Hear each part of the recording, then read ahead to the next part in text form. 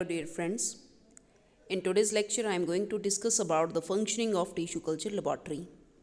तो आज के इस लेक्चर में हम बात करेंगे कि जो भी टिश्यू कल्चर लेबॉर्ट्री है उसकी पर्टिकुलरली फंक्शनिंग जो है वो कौन कौन सी आती हैं। और सबसे पहले जो वीडियो मैंने इसके ऊपर अपलोड किया था उसमें मैंने designing of tissue culture laboratory जो है उसके ऊपर वीडियो अपलोड करा हुआ है। And this is very very important topic for our MSc botany zoology students. खास करके अगर हम हिमाचल प्रदेश यूनिवर्सिटी की बात करें तो पेपर कोड M.104 जिसका पेपर कोर्स है tool and technique in biological sciences, तो इसमें ये बहुत इंपॉर्टेंट टॉपिक है that is functioning of tissue culture laboratory. So let's start about this topic कि इसमें हम कौन कौन से पार्ट्स जो हैं वो यहाँ पे स्टडी करेंगे। So let's start.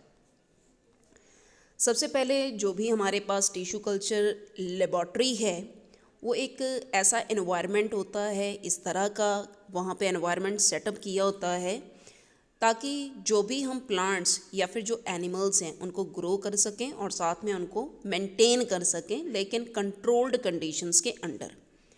तो टिश्यू कल्चर लेबॉर्ट्री में जो भी एनवायरनमेंट स्पेशलाइज होता है वो कुछ इस तरह से होगा कि सारी की सारी जो कंडीशंस होंगी वो कैसी होंगी, कंट्रोल्ड मैनर में होंगी।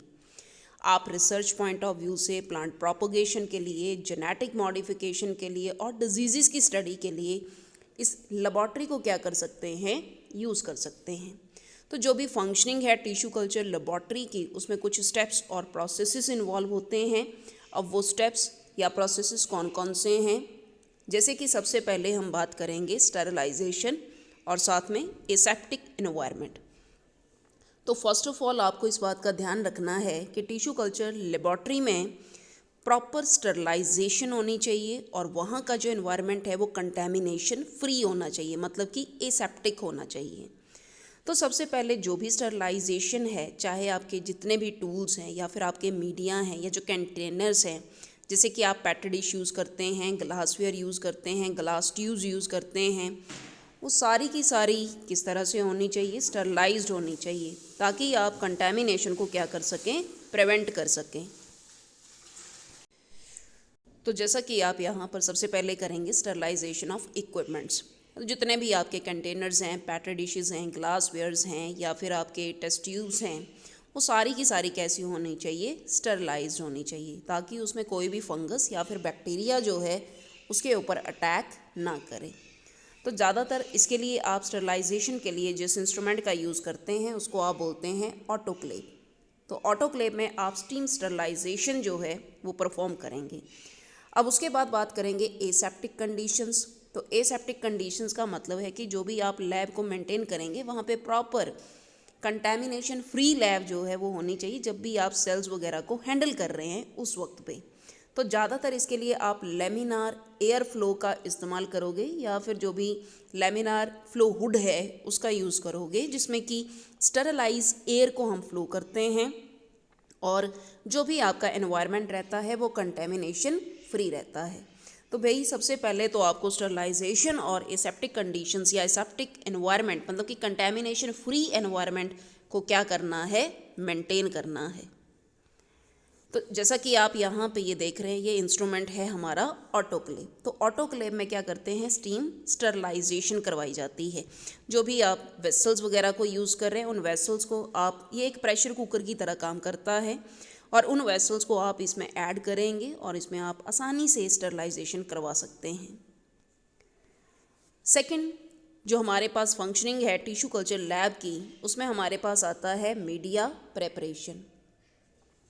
तो मीडिया प्रेपरेशन के लिए आपको क्या चाहिए, कल्चर मीडिया। जो भी कल्चर मीडिया है या न्यूट्रिएंट मीडिया है उसको जब आप प्रिपेयर करेंगे तो वो कुछ इस तरह से प्रिपेयर होना है ताकि वो ग्रोथ और डिवीजन ऑफ सेल्स को सपोर्ट कर सके। तो जो भी आपके पास सेल्स हैं उनकी ग्रोथ और डिवीज़न को क्या करेगा, ये सपोर्ट करेगा। कल्चर मीडिया में क्या क्या चीज़ें होती हैं, कल्चर मीडिया में वाटर, एसेंशियल मिनरल्स, वाइटामिन्स, साथ में आपको शुगर मतलब as a source of energy यहाँ पे रखना है। इसके अलावा आप हार्मोन्स को यहाँ पर फॉलो कर सकते हैं। तो कौन कौन से हार्मोन्स आपको देने हैं, जैसे कि प्लांट्स के केस में आपको ऑक्सिन है, साइटोकाइनिन देना पड़ता है। साथ में आपको ऐड करना है ग्रोथ फैक्टर्स। अब ग्रोथ फैक्टर्स और ये हार्मोन्स आप दोगे तब जाके कोई स्पेसिफिक टाइप ऑफ टिश्यू जो है उसको आप क्या कर सकते हैं, कल्चर करवा सकते हैं। सो ऑटोक्लेविंग एंड पीएच एडजस्टमेंट, जो भी आपका मीडिया है वो कैसा होना चाहिए, स्टरलाइज होना चाहिए, और पीएच को आप क्या करेंगे, एडजस्ट करेंगे, ताकि पर्टिकुलर कल्चर सेल जो है उस पर्टिकुलर पीएच में ही क्या करे, ग्रो करे। तो इसके लिए आपको ऑटोक्लेविंग जो है वो प्रॉपर रखनी होती है। बाकी मीडिया आप एमएस मीडियम है, मतलब कि मिलर एंड स्कूग मीडिया है, उसको आप यहाँ पर यूज़ कर सकते हो। तो ज़्यादातर हम जैसे कि एमएस मीडियम जो है उसका यूज़ करते हैं टिश्यू कल्चर के, प्लांट टिश्यू कल्चर के केस में। थर्ड हमारे पास आता है selection and preparation of the explant. तो सबसे पहले तो आपको ये पता होना चाहिए कि एक्सप्लांट होता क्या है। जैसे मान लो हमारे पास ये प्लांट है और ये इसके पार्ट्स हैं, तो कोई भी प्लांट का पार्ट, क्योंकि प्लांट के पार्ट में आपको पता है गुड पावर ऑफ रीजनरेशन है, तो कोई भी प्लांट का पार्ट, मान लो आप एक लीफ ही ले रहे हैं या मान लो आप उसका स्टेम ही ले रहे हैं, उसको आप क्या बोलोगे, इसको आप बोलेंगे explant. Any plant part which is use for tissue culturing, उसको आप क्या बोलते हैं, एक्सप्लांट बोलते हैं। तो जैसा कि आपके पास जो एक्सप्लांट है वो लीफ हो सकता है, स्टेम हो सकता है, रूट हो सकती है या फिर मेरिस्टेम हो सकता है। तो सबसे पहले आपने उस एक्सप्लांट की क्या करवानी है, सरफेस स्टरलाइजेशन, उसको अच्छे से क्लीन करना है, डिसइंफेक्टेंट का यूज़ करना है, और स्टरलाइजेशन सोल्यूशन में आप यूज़ कर सकते हैं इथेनॉल या फिर ब्लीच, ताकि जो भी कंटामिनेंट्स हैं उनको आप कल्चर मीडिया में ऐड करने से पहले क्या करें, स्टरलाइज करें। तो आपको क्या करना है, selection and preparation of the explant. जैसे कि ये देखो यहाँ पे आपको ये एक्सप्लांट्स जो हैं इस स्लाइड में नज़र आ रहे हैं कि आप स्टेम ले सकते हैं, लीफ ले सकते हैं, या कोई भी पार्ट जो है उसको आप यूज़ कर सकते हैं एज अ एक्सप्लांट।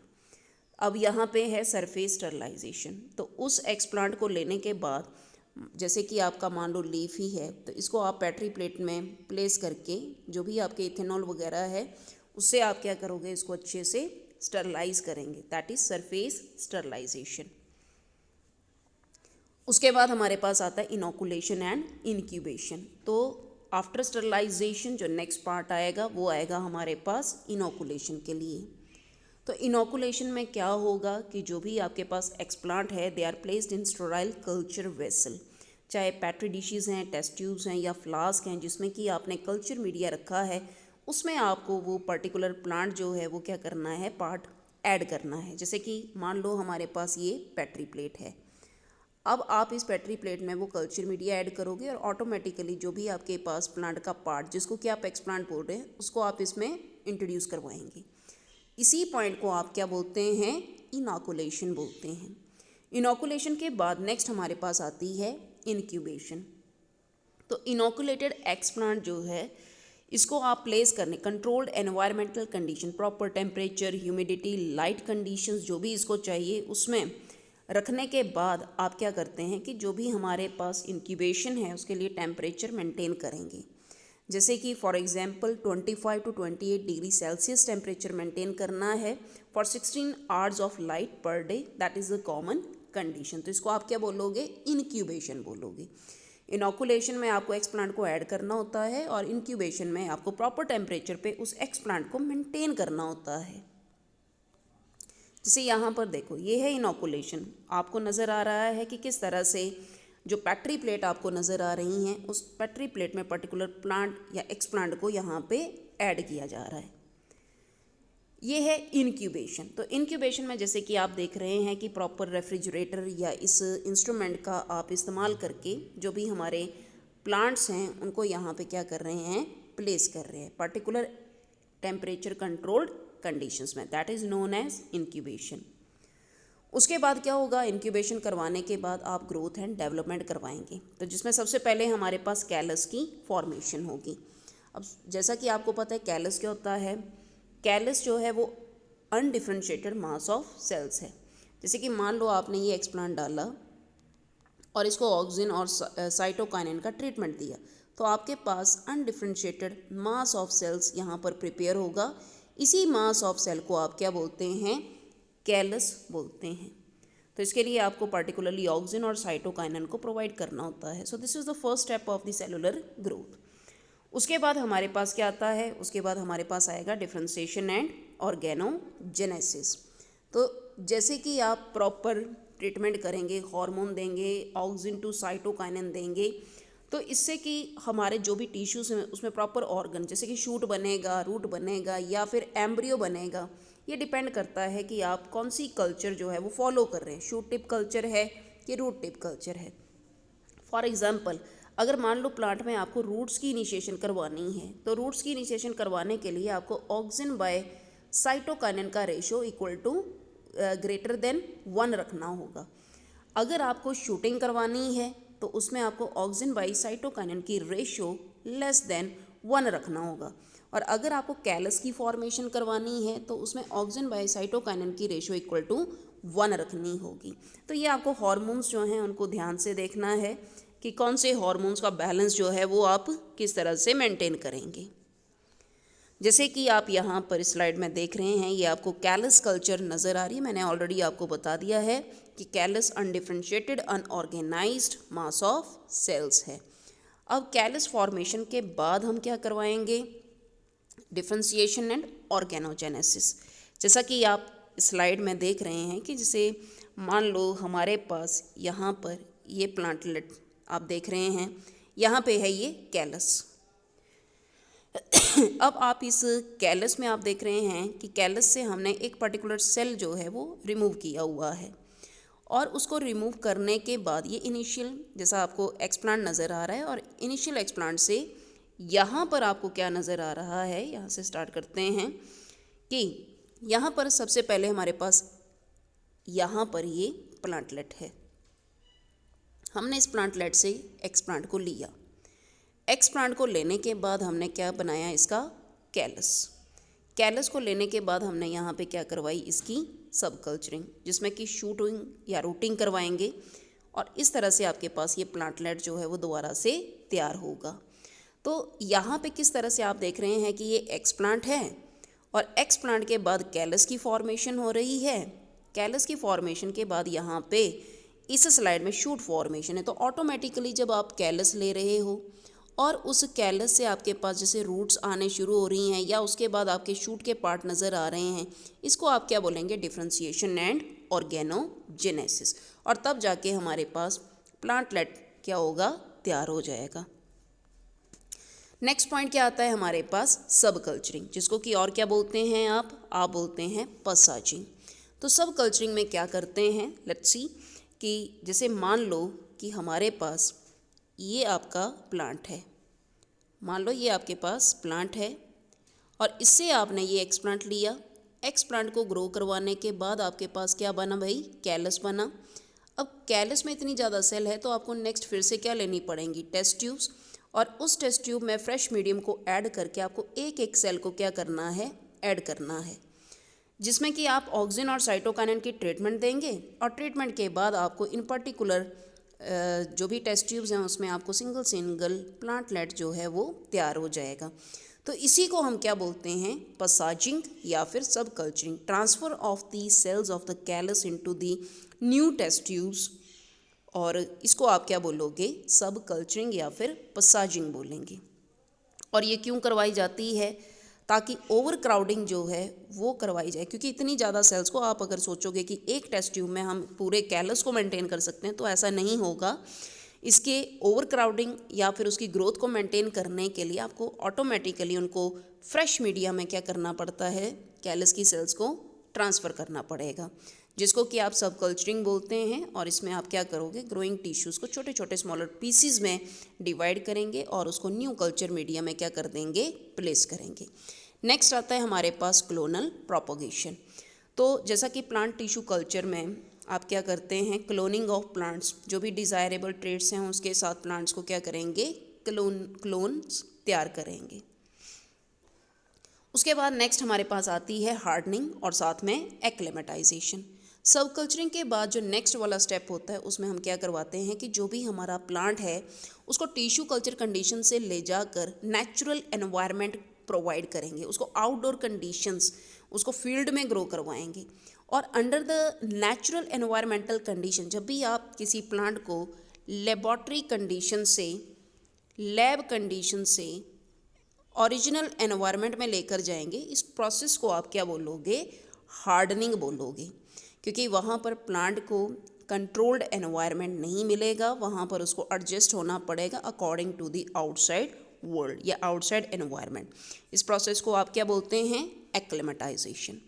एक्लेमेटाइजेशन के बाद आपको क्या करना पड़ेगा, आपको ट्रांसप्लांटेशन करवानी पड़ेगी। जो भी हमारे प्लांट्स हैं उनको, जैसे आप नर्सरी तक प्लांट्स को पहुंचा देते हो और नर्सरी के बाद जो है वो प्लांट्स हमारे कहाँ पर पहुंच जाते हैं, वो पहुंचते हैं हमारे घरों तक।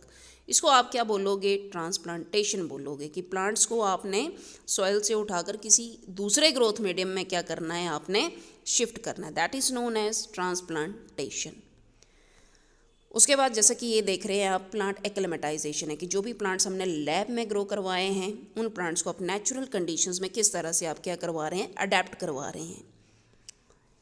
नेक्स्ट आता है मॉनिटरिंग एंड मेंटेनेंस। तो आपने रेगुलर ऑब्जर्वेशन करवानी है कि इतनी मेहनत करने के बाद जो भी आपकी कल्चर आई हैं, क्या ग्रोथ हुआ है, क्या कंटेमिनेशन है या फिजियोलॉजिकल चेंजेस हैं, उनको आप लगातार क्या करेंगे, नोट करेंगे। अगर कोई एबनॉर्मेलिटी जो है वो आपको यहाँ पर दिखती है तो आप मीडिया को उसके या कंपोजिशन को उसके अकॉर्डिंग क्या करेंगे, एडजस्ट करेंगे। तो कंटेमिनेशन कंट्रोल के लिए आपने क्या करना है, जो भी आपकी, अगर मान लो कोई कल्चर जो वो कंटेमिनेटेड आती है तो पूरी की पूरी कल्चर आपको क्या करनी पड़ेगी, डिस्कार्ड करनी पड़ेगी।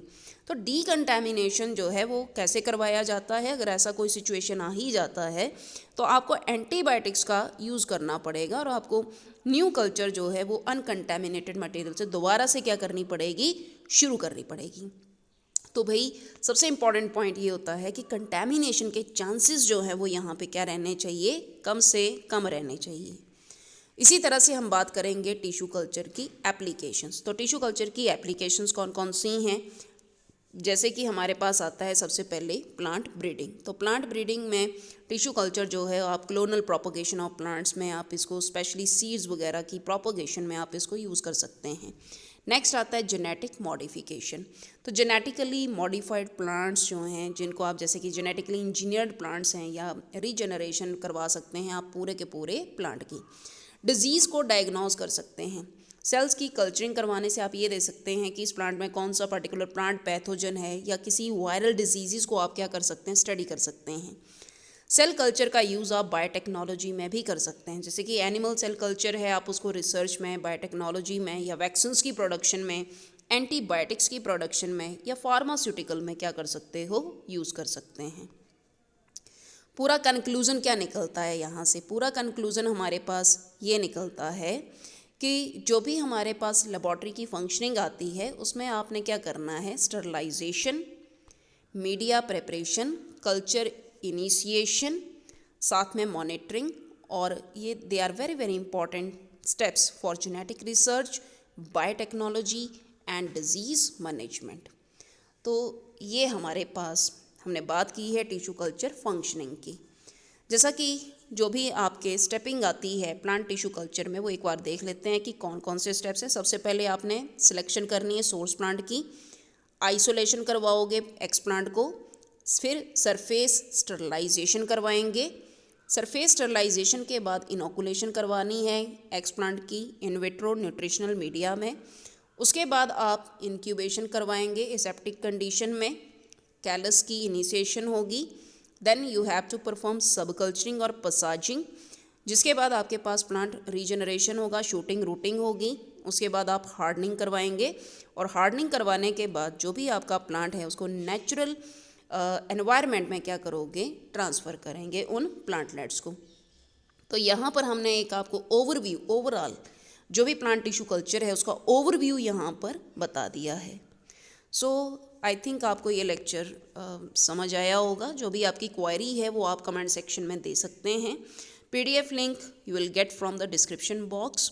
So thank you so much for watching this lecture, that is functioning of tissue culture laboratory. सिर्फ थोड़ा सा टाइटल चेंज किया है, हालांकि ये सारी चीज़ें जो हैं वो टिश्यू कल्चर लैब में हम ऑटोमेटिकली पढ़ते हैं। So thank you so much for watching this lecture. Thanks a lot.